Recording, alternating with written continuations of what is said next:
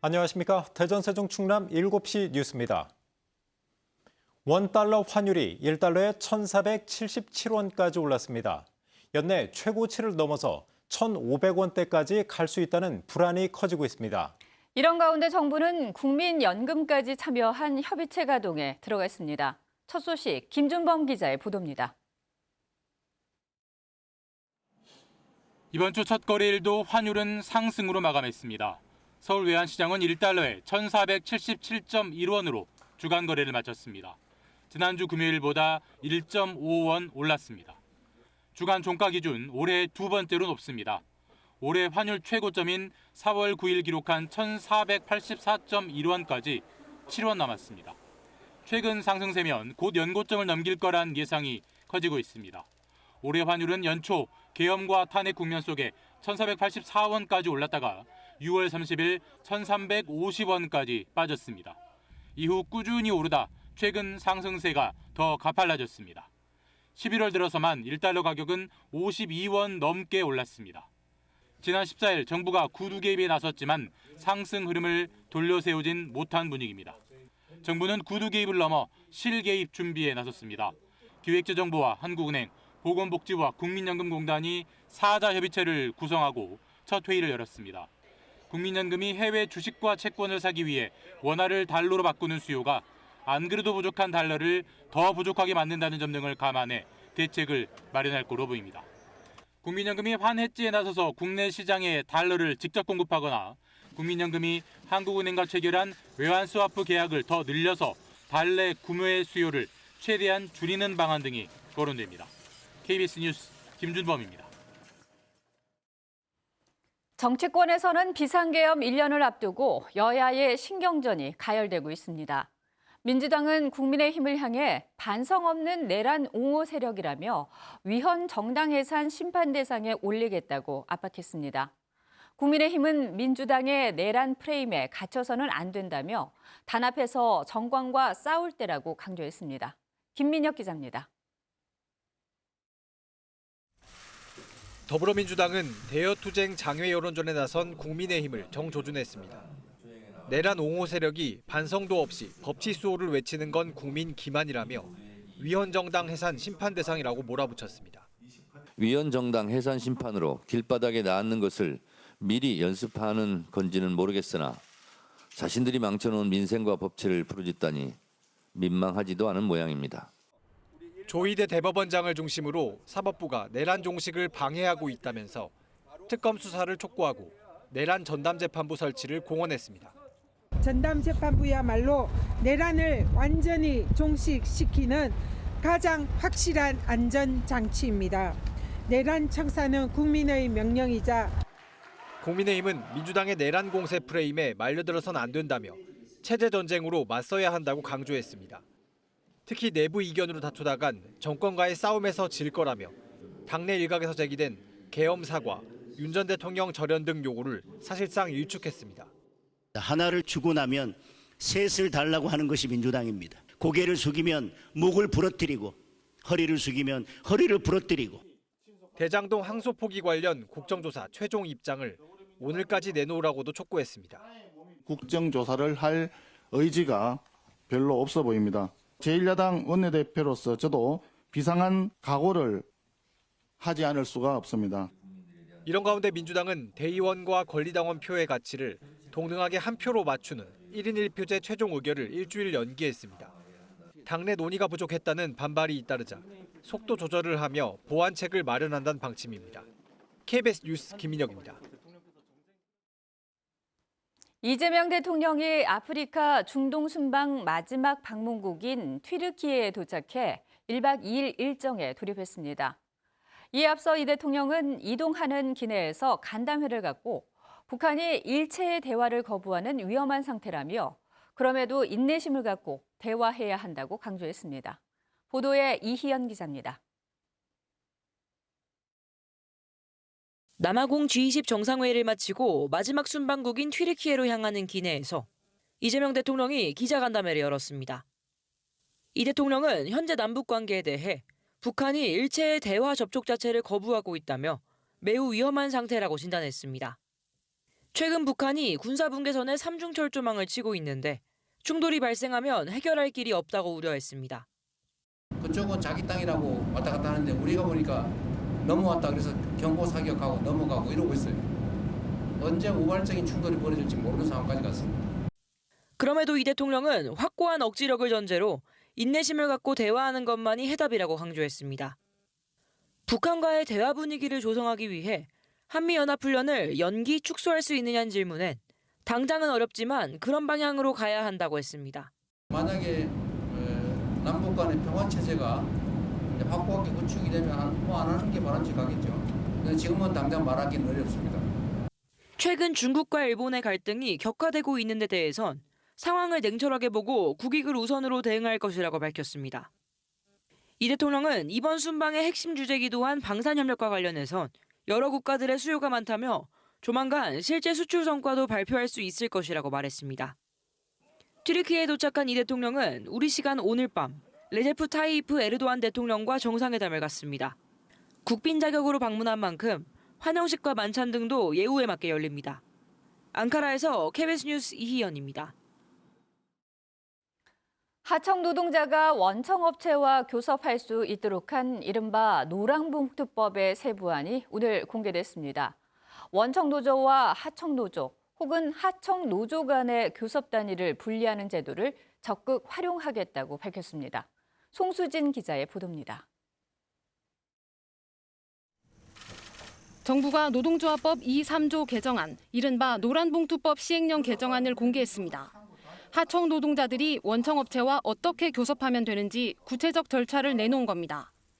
정부는 노동조합이 2개 이상일 경우 교섭대표 노조를 정해 사측과 교섭하게 한 노동조합법상 교섭창구 단일화 절차는 기본적으로 인정하기로 했습니다. 다만 절차 중에 교섭단위 분리 제도를 적극 활용하겠다고 밝혔습니다. 하청노조와 원청노조는 서로 분리돼 따로 교섭할 수 있도록 하겠다고 했습니다. 원청노조와는 다른 하청노조의 이해관계를 고려한 겁니다.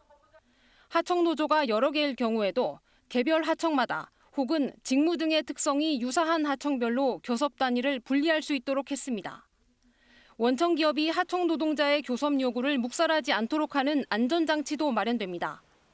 원청이 하청노동자의 교섭 요구를 무시할 경우 노동위원회가 나서서 실질 사용자가 맞는지 판별해줍니다. 하청 노동자의 실질적인 교섭권을 보장하면서도 안정적이고 효율적인 교섭 틀을 만들어 나갈 수 있도록 노사 양측은 모두 반발하고 있습니다. 노동계는 교섭창구 단일화 원칙 유지가 소수 노조 참여를 배제한다는 이유로 줄곧 반대해왔습니다. 반면 경영계는 교섭단위 분리제도 확대가 노동조합법상의 교섭창구 단일화 원칙의 본질을 흐릴 거라고 우려하고 있습니다. 고용노동부는 오늘 발표한 시행령 개정안을 내일부터 내년 1월 5일까지 입법 예고하고 내년 3월 10일부터 시행합니다. KBS 뉴스 송수진입니다. 자신을 목사라고 칭하며 텔레그램을 통해 200명 넘는 피해자들을 성착취한 김노관에게 법원이 무기징역을 선고했습니다.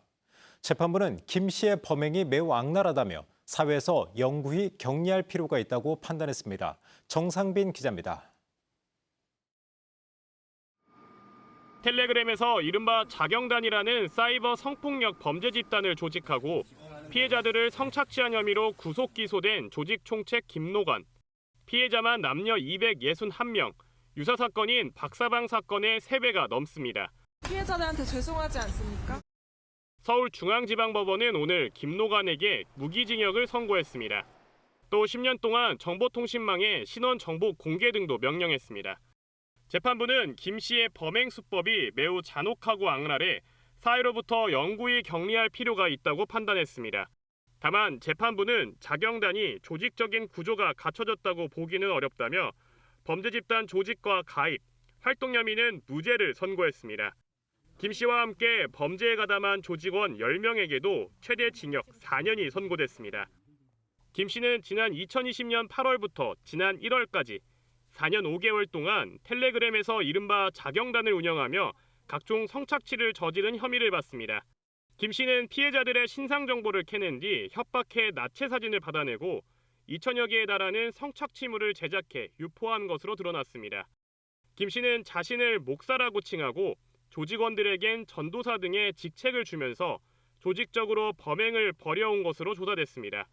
앞서 검찰은 김 씨에게 무기징역을 구형하고 조직원들에게는 최대 징역 14년을 구형했습니다. 김 씨는 최후 진술에서 피해자들에게 사과하며 선처를 호소했지만 피해자 측은 어떤 사과와 배상을 받아도 처벌하지 말아달라고 할 수는 없다고 밝혔습니다. KBS 뉴스 정상빈입니다. 이번 겨울 추위는 평년과 비슷하겠지만 기온의 변동폭이 클 것으로 기상청이 전망했습니다. 우리나라 주변 해수면 온도는 평년보다 대체로 높아 폭설을 불러올 가능성도 있습니다. 김세현 기상전문기자가 보도합니다. 단풍도 다 떨어져가는 가을 끝자락의 거리. 반팔부터 패딩까지 시민들의 옷차림이 다양합니다. 날씨가 너무 왔다 갔다 해서 겨울옷을 꺼냈다가 다시 넣었다가를 반복하는 중인 것. 추워졌다가 더워졌다가 해가지고 옷 입기도 힘들고. 오락가락하는 날씨는 이번 겨울에도 이어질 것으로 보입니다.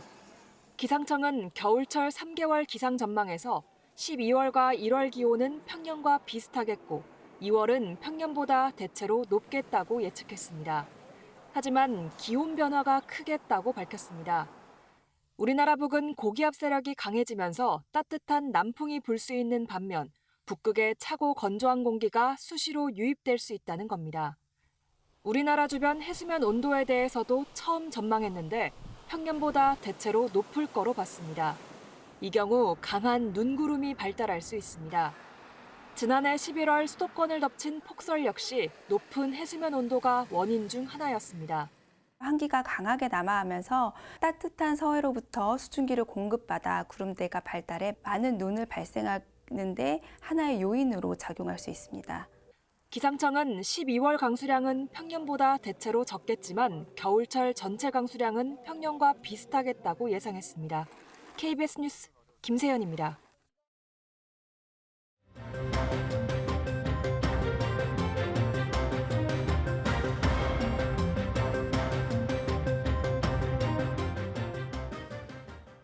한화이글스 창단 40주년을 기념해 대전에서 열리는 불꽃쇼가 이번 주말로 다가왔습니다.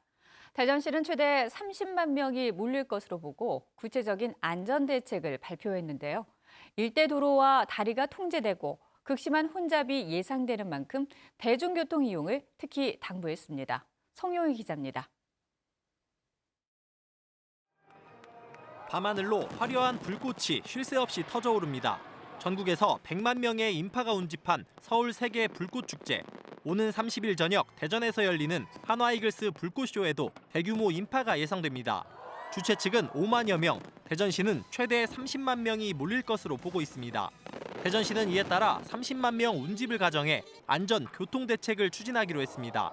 우선 행사 당일 오후 4시부터 밤 9시까지 일대 교통이 전면 또는 부분 통제됩니다. 신세계 백화점과 대전 컨벤션 센터 사이 엑스포로와 과학의 다리, 불꽃쇼 행사장인 엑스포다리는 전면 통제되고 대덕대교 오른쪽, 둔산대교 왼쪽 인도와 과학의 다리 진입차로를 이용할 수 없습니다.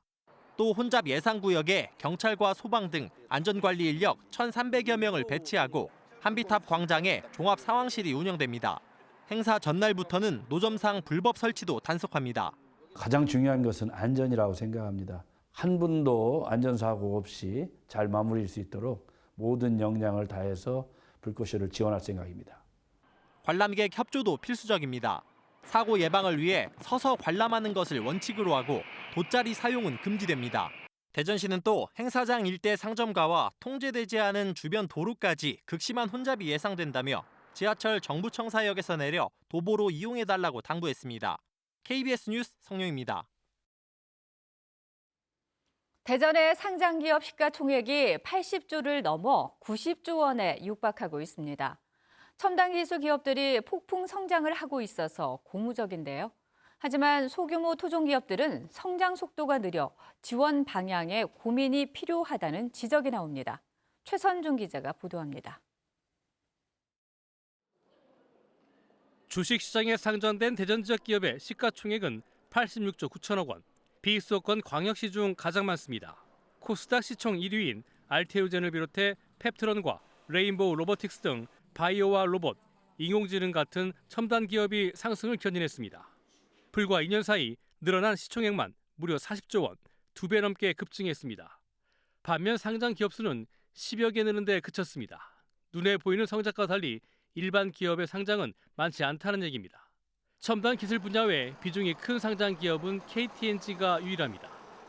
이 KTNG가 전체 시가총액의 20% 가까이를 차지하고 있습니다. 이런 전통적인 산업이 시가총액 증가의 중요 토대가 되고 있는 겁니다. 하지만 일자리를 창출하며 지역 발전을 이끄는 이른바 토종기업 성장은 더딘 상황. 선두에 쓴 첨단 기업과 소규모 지역 기업 사이 연결고리가 되는 분야에 지원을 집중해야 과실을 공유할 수 있다는 진단입니다. 우리 지역과 관련된 부분을 어떻게 의미를 찾아내느냐가 중요한 부분이고요. 예를 들어서 그러한 82조에 들어갈 수 있는 기업들이 나오는 토대가 되는 사상 최대 시가총액이라는 반가운 기록이 단순 숫자에 머물지 않기 위해서는 선도산업과 연계 가능한 지역 기업을 발굴하고 맞춤형 정책을 마련해야 한다는 지적이 나오고 있습니다. KBS 뉴스 최선중입니다. 부쩍 추워진 날씨에 집이나 회사에서 전기난로 쓰시는 분들 많으실 텐데요. 사용할 때 불이 옮겨 붙지 않도록 조심하는 건 물론 사전 점검도 그만큼이나 중요하다고 합니다. 백상현 기자가 화재 실험을 통해 주의점을 알려드리겠습니다. 바닥과 벽, 천장을 따라 방안이 검게 타버렸습니다. 불이 시작된 곳은 전기난로입니다. 전기난로를 켜놓고 외출한 사이 불이 주변으로 옮겨 붙은 겁니다. 전기난로 주변에 가연물이 있을 때 화재의 위험성을 알아봤습니다. 시험을 시작한 지 10분도 채 지나지 않아 옷과 수건이 그을리며 연기가 피어오릅니다. 조금 더 지나자 아예 활활 타오릅니다. 안전장치가 망가진 상황을 가정했을 때는 넘어진 전기난로에서 불과 5분 만에 불이 옮겨 붙었습니다. 수건이나 옷 등에 많이 쓰이는 면은 400도가 넘으면 불이 붙을 수 있습니다. 전기난로와는 1m 넘게 거리를 둬야 화재를 막을 수 있습니다. 이런 전기난로를 사람 없이 오랜 시간 이용하면 더 큰 화재로 이어질 위험이 있습니다. 또 날이 추워지며 오랜만에 전기난로를 꺼냈을 때는 반드시 사전 점검을 해야 합니다.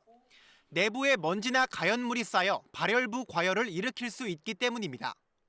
사용 전에 반드시 이물질 제거와 외관 점검이 필요하고 특히 전원선에 피복 손상이나 변형이 있는지 확인해야 전기적 단락을 예방할 수 있습니다. 최근 3년 사이 대전에서 발생한 난방기기 관련 화재만 모두 54건. 이로 인해 6명이 숨지거나 다쳤고 1억 5천만 원 넘는 재산 피해가 났습니다. KBS 뉴스 백상현입니다. 네, 전기난로와 같은 난방기 화재가 해마다 반복되고 있습니다. 최근에는 산불까지 잇따르면서 겨울철 화재 위험이 더 커지고 있는데요. 이 화재 원인과 예방책, 모건대 소방방재학과 최진 교수와 함께 알아보겠습니다. 교수님 어서 오십시오. 안녕하세요. 네, 자 앞서 리포트에서 보신 것처럼 이 날씨가 추워지면서 난방기기 화재 같은 이 화재 발생 건수가 또 늘고 있습니다. 이렇게 겨울 화재 잇따르는 이유, 원인부터 저희가 좀 알아보도록 할까요? 네, 요즘과 같은 이제 겨울철에는 난방을 위해서 전열기구를 많이 사용하게 됩니다.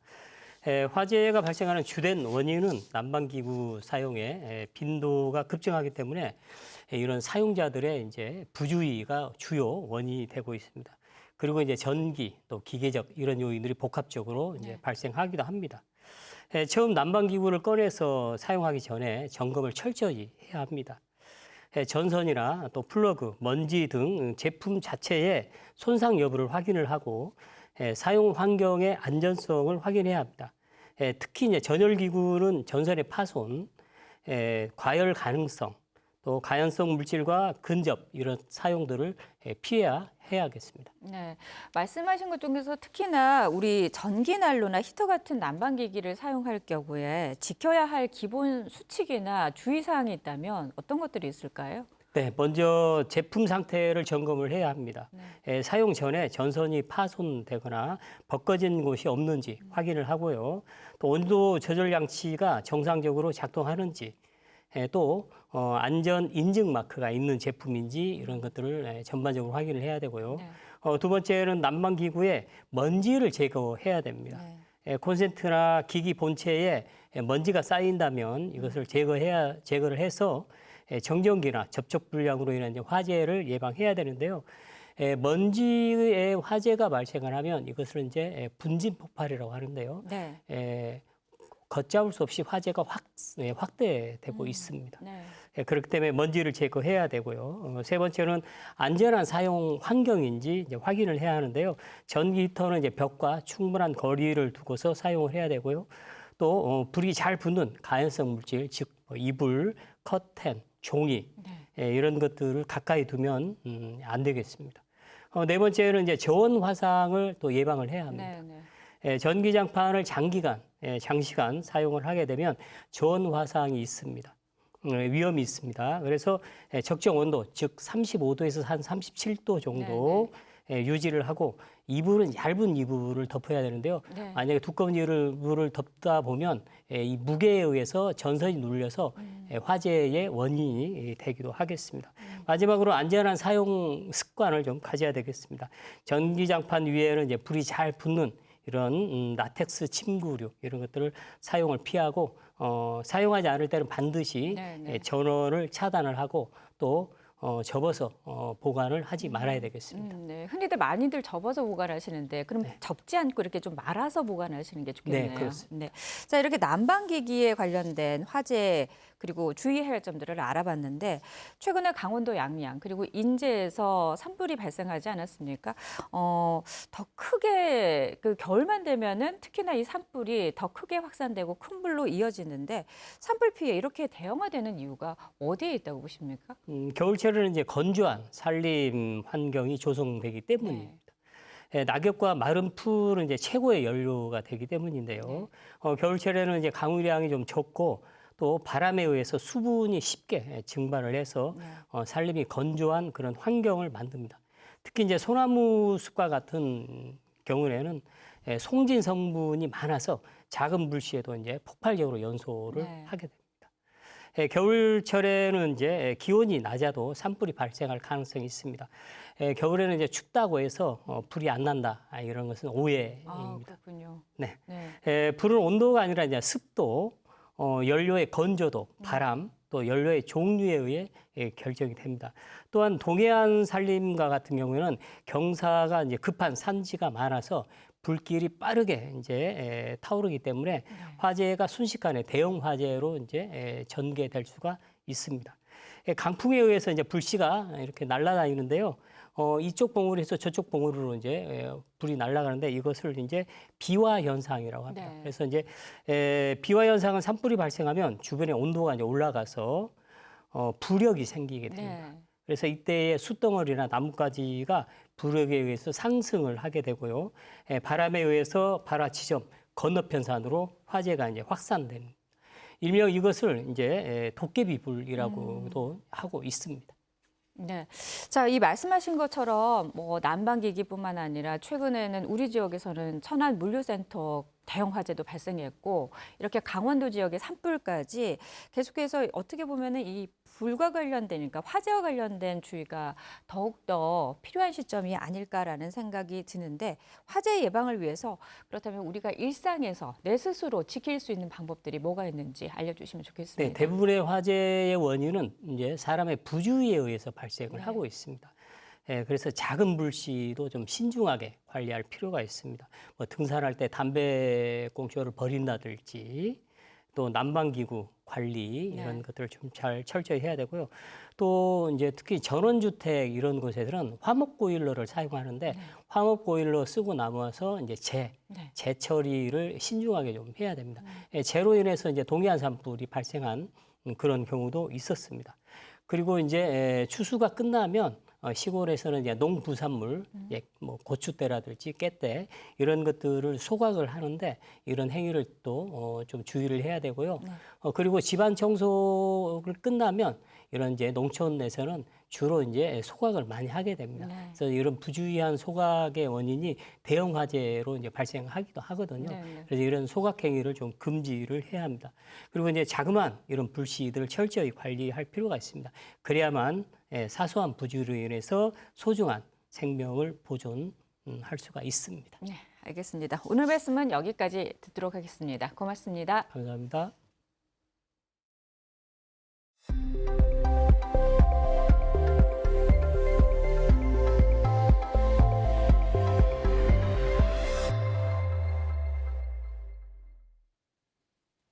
제주의 대표 관광지인 우도에서 승합차가 보행자에게 돌진해 3명이 숨지고 10명이 다쳤습니다. 배에서 내린 차량과 사람들이 뒤섞이며 피해가 더 컸던 것으로 보입니다. 고민주 기자의 보도입니다. 배에서 내린 사람들이 한가로이 선착장을 나섭니다. 잠시 후 사람들이 혼비백산 몸을 피하고 빠른 속도로 달려온 승합차가 도로 표지판 기둥을 들이받습니다. 오늘 오후 2시 50분쯤 제주시 우도 천진항에서 60대 관광객이 몰던 승합차가 선착장 대합실 쪽으로 돌진했습니다. 갑자기 급출발처럼 달려나간 거죠. 그래서 가속을 하면서 여기에 부딪힌 겁니다. 엄청나게 놀랐습니다, 사람들이. 가음 지르면서 막 우왕좌왕하면서. 승합차는 길 가던 행인과 3륜차를 잇따라 친 뒤 도로 표지판 철제 기둥을 들이받고서야 멈춰섰습니다. 사고가 난 차량 앞부분은 보시는 것처럼 형체를 알 수 없을 정도로 부서졌고 바닥에는 유리 파편이 흩어져 있습니다. 이 사고로 길을 가던 60대와 70대 남성 그리고 승합차에 함께 타고 있던 60대 여성 등 3명이 병원으로 옮겨졌지만 숨졌습니다. 또 승합차 동승자와 행인 등 10명이 중경상을 입고 병원에서 치료를 받고 있습니다. 사고 승합차는 배에서 내린 직후 급가속을 한 것으로 전해졌습니다. 사고가 난 장소는 평소에도 차량과 행인이 자주 뒤섞여 피해가 컸던 것으로 추정됩니다. 경찰은 사고를 낸 60대 운전자가 음주운전은 아니었다고 밝혔습니다. 음주는 제로가 나왔습니다. CCTV 등 관련 자료 확보해가지고 사고 원인을 규명할 예정입니다. 경찰은 국립과학수사연구원에 사고 승합차에 대해 정밀 감식을 의뢰하기로 하고 정확한 사고 경위를 조사하고 있습니다. KBS 뉴스 고민주입니다. 베트남의 최대 도시 호찌민 도심에서 한국인 남성이 가방 안에 든 시신으로 발견됐습니다. 현장에서 도망쳤다 붙잡힌 용의자들도 역시 한국인이었는데요. 현지 경찰은 범죄 조직과의 연관성도 배제하지 않고 있습니다. 정윤섭 특파원이 보도합니다. 현지 시각 23일 오후 베트남 호찌민의 81층짜리 초고층 건물 앞 인도 한가운데 파란색의 대형 가방이 놓여 있고 현지 경찰이 조사를 벌이고 있습니다. 가방에서 발견된 건 한 한국인 남성의 시신이었습니다. Vụ việc phát hiện chiếc túi bẩn màu xanh, bên trong có người tử vong xảy ra chiều 23 tháng 11 tại sảnh một chung cư tại phường Thạnh Mỹ Tây, thành phố Hồ Chí Minh, đang nhận được rất nhiều sự quan tâm của dư luận. 앞서 건물 내 CCTV에는 남성 2명이 이 가방을 힘겹게 끌고 나가는 모습이 포착됐습니다. 경비원 등이 이상한 냄새가 난다며 접근하자 이들은 가방을 버린 채 택시를 타고 도주했습니다. 냄새 나니까 뭐냐고 하다가 그 사람들이 놀래가지고 막 사람 도망가고 그 사람들은 그 앞에 택시 타고 갔다고 하더라고요. 도망친 이들은 얼마 못 가 경찰에 붙잡혔는데 2명 모두 20대 한국인이었습니다. 이들은 해당 건물에 단기 임대로 거주해온 것으로 확인됐습니다. 현지 경찰은 우선 이들을 상대로 가방 속 남성이 숨진 경위를 조사하고 있습니다. 특히 이곳이 캄보디아 국경과도 멀지 않은 만큼 범죄 조직과의 연관성도 배제하지 않고 있습니다. 확실한 건 교민 아니에요. 그 사람들도 온몸 문신이 있었어요. 외교부는 주 호찌민 총영사관이 현지 경찰의 수사에 협조하고 있으며 사망자의 가족 등 필요한 영사 조력을 제공하고 있다고 밝혔습니다. 방콕에서 KBS 뉴스 정윤섭입니다. 세종시 동락정 역사문화공원이 준공 1년 반이 넘도록 방치되고 있습니다. 유지 관리를 둘러싸고 세종시와 행복청 간 줄다리기가 계속되고 있기 때문인데 세종시는 내년 상반기에나 개장한다는 계획입니다. 정재훈 기자입니다. 세종대왕 즉위 시절인 1437년 세워진 동락정입니다. 금강을 내려다보는 천혜의 풍경을 자랑하지만 2016년 이후 접근이 금지됐습니다. 47억 원을 들여 일대에 3만 4천 제곱미터 규모로 조성된 역사문화공원도 마찬가지. 입구에는 미개방을 알리는 현수막이 걸렸고 임시차단 시설로 곳곳을 막아놨습니다. 주차장과 화장실 같은 부시설도 이미 지어져 있지만 모두 폐쇄되어 있습니다. 공원이 완공된 지 1년 반이 넘었지만 유지관리 주체가 정해지지 않아 그대로 방치되는 겁니다. 산책을 하는데 이 바리케이드가 항상 이렇게 쳐져 있더라고요. 그래서 왜 시민들한테 이렇게 개방을 하지 않을까라는 의문은 항상 가지고 있었어요. 시설을 조성한 행복청은 세종시가 공공시설을 이감받지 않고 이미 개방한 사례가 빈번해 폐쇄가 불가피하다는 입장입니다. 반면 세종시는 재정난을 이유로 어려움을 호소하는 상황. 뒤늦게야 이달 중 관리부서를 지정한 뒤 내년 상반기쯤 시설을 이감받아 운영하겠다고 해명했습니다. 인수받아야 되는 것들이 아주 꽤 많이 남아있는 시점에서 이거는 하나의 일례일 뿐이지 계속적으로 관리 주체, 시 내에서의 관리 주체의 지정 이런 것도 굉장히 쭉 문제가 될 것으로 보여져요. 세종시가 소극 행정으로 시설 이관을 미루는 사이 개방을 바라는 시민들의 불만이 커지고 있습니다. KBS 뉴스 정재훈입니다. 미국 재무장관이 내년 미국 경제가 침체 우려를 벗어나 회복세로 돌아설 것이라며 자신감을 드러냈습니다.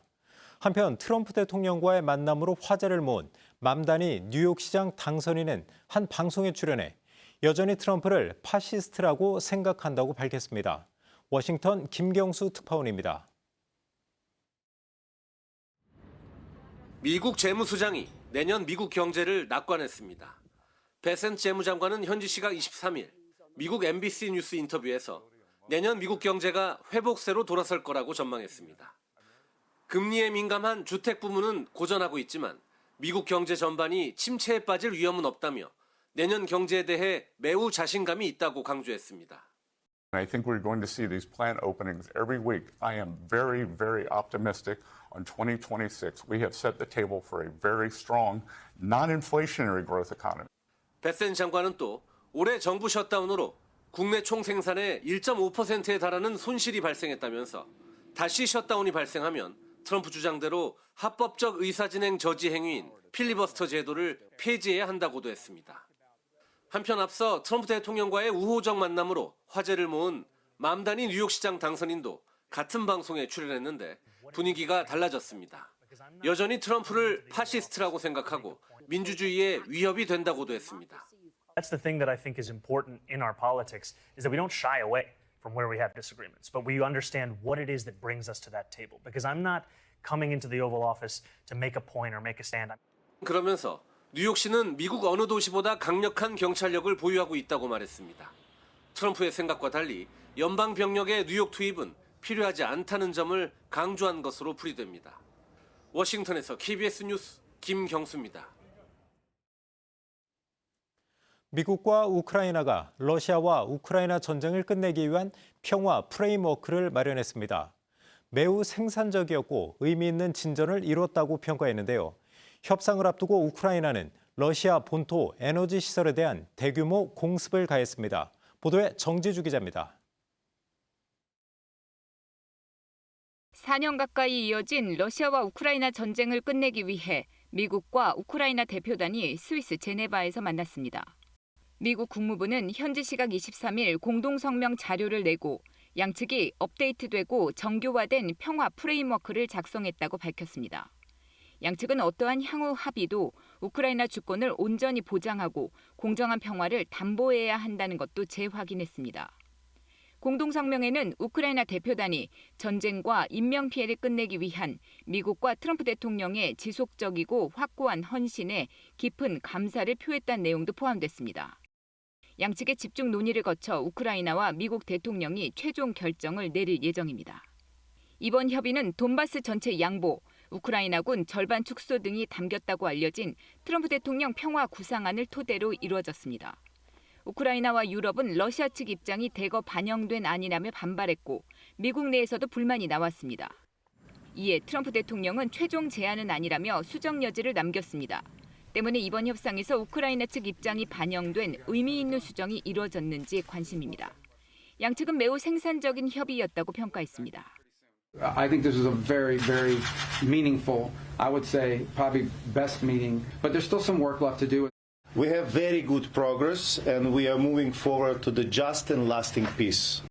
한편 협상을 앞두고 우크라이나는 러시아 수도 모스크바 인근의 열 병합 발전소를 공습했습니다.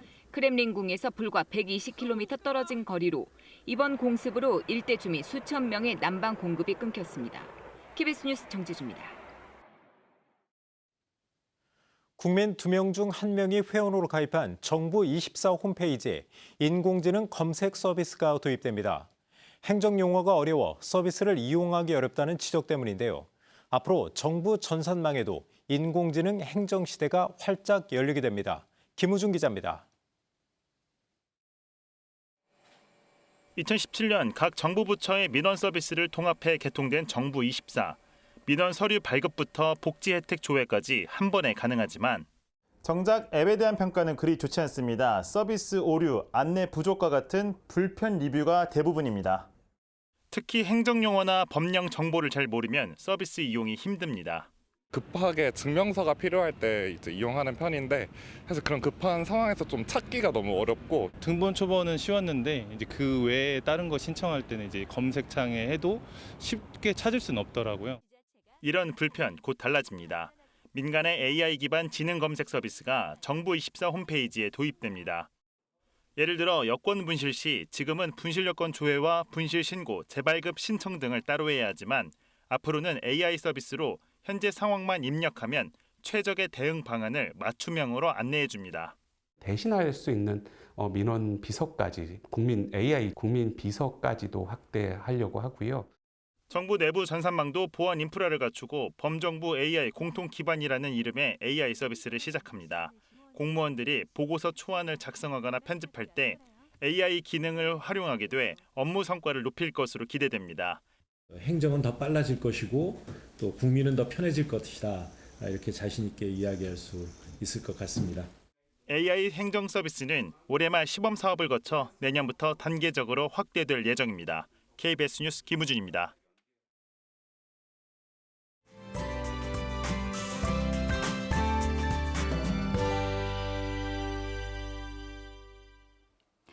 오늘 날은 포근하지만 공기질이 좋지 않습니다. 특히 세종과 충남은 밤 한때 초미세먼지 농도가 매우 나쁨 단계까지 오르겠고요.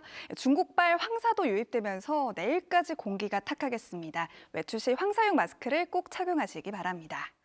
오늘 밤부터 안개도 짙어져 시야가 무척 답답하겠습니다. 운전하신다면 조심해서 이동하셔야겠고요. 내일 새벽부터는 비도 내리겠습니다. 예상 강수량은 5에서 15mm가 되겠고 오후에 모두 그치겠습니다. 비와 함께 쌀락 우박이 떨어지는 곳이 있겠고요. 서해안 지역은 바람도 강하게 불겠습니다. 내일 아침 대전과 세종이 8도로 큰 추위 없겠고요. 한낮에는 공주와 논산, 대전이 11도까지 오르면서 오늘보다 6, 7도가량 낮겠습니다. 아산과 서산의 아침 기온 7도, 한낮에 천안이 10도를 보이겠습니다. 부여의 아침 기온 6도, 한낮에는 보령이 12도까지 오르겠습니다. 바다의 물결은 최고 4.5m까지 매우 거세게 일겠습니다. 목요일에 또 한 차례 비가 내리겠고요. 주말인 토요일 오후에도 비 소식 있겠습니다. 지금까지 날씨였습니다. 오늘 준비한 소식은 여기까지입니다. 7시 뉴스 마칩니다. 시청해주신 여러분 고맙습니다.